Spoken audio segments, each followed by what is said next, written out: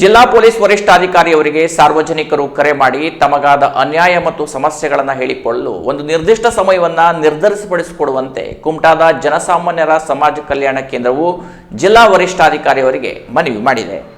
Kumta police ಠಾಣಾಧಿಕಾರಿಯವರ ಮೂಲಕ ಜಿಲ್ಲಾ police ವರಿಷ್ಠಾಧಿಕಾರಿ ಅವರಿಗೆ ಮನವಿ ಸಲ್ಲಿಸಿದ ಜನಸಾಮಾನ್ಯರ ಸಮಾಜ ಕಲ್ಯಾಣ ಕೇಂದ್ರದ ಪದಾಧಿಕಾರಿಗಳು ಜಿಲ್ಲೆಯ ಕೆಲ ಪೊಲೀಸ್ ಠಾಣೆಗಳಲ್ಲಿ ಸಾರ್ವಜನಿಕರ ದೂರಿಗೆ ಸಮರ್ಪಕವಾಗಿ ಸ್ಪಂದಿಸದೇ ಇರುವುದು ಕಂಡುಬಂದಿದೆ. ದೂರು ನೀಡಲು ಹೋದರೆ ರಾಜಿ ಸಂಧಾನ ಮಾಡಲು ಒತ್ತಾಯಿಸಲಾಗುತ್ತಿದೆ. ನಮ್ಮ ದೂರಿಗೂ ಸಮರ್ಪಕವಾದ ಸ್ಪಂದನೆ ದೊರೆಯದೇ ಇರುವುದು ಮೇಲ್ನೋಟಕ್ಕೆ ಕಂಡುಬಂದಿದೆ. ಈ ಸಂಬಂಧ ಪೊಲೀಸ್ ವರಿಷ್ಠಾಧಿಕಾರಿ ಅವರಿಗೆ ಕರೆ ಮಾಡಿ ಮಾಹಿತಿ ನೀಡುವ ಜೊತೆಗೆ ನಮಗೆ ನ್ಯಾಯ ಕೊಡಿಸುವಂತೆ ಕೇಳಲು ಎಸ್ಪಿ ಅವರಿಗೆ ಕರೆ ಮಾಡಿದರೆ ಬಹುತೇಕ ಬಾರಿ ಸ್ವೀಕರಿಸುವುದೇ ಇಲ್ಲ.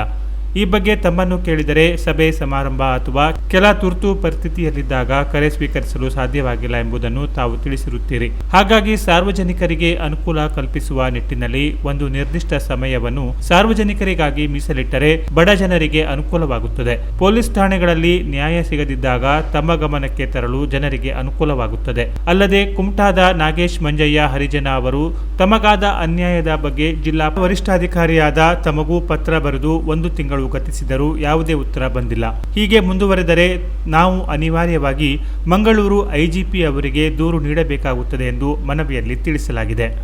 ಮನವಿ ಸಲ್ಲಿಕೆಯಲ್ಲಿ ಜನಸಾಮಾನ್ಯರ ಸಮಾಜ ಕಲ್ಯಾಣ ಕೇಂದ್ರದ ಅಧ್ಯಕ್ಷ ಆಗ್ನಿಲ್ ರೋಡ್ರಿಗಸ್, ಸಾಮಾಜಿಕ ಕಾರ್ಯಕರ್ತ ಸುಧಾಕರ್ ನಾಯ್ಕ್, ಹಿರಿಯ ನಾಗರಿಕ ಇಮಾಮ್ ಸಾಬ್, ನಿವೃತ್ತ ಸರ್ಕಾರಿ ನೌಕರ ನಾಗೇಶ್ ಇದ್ದರು.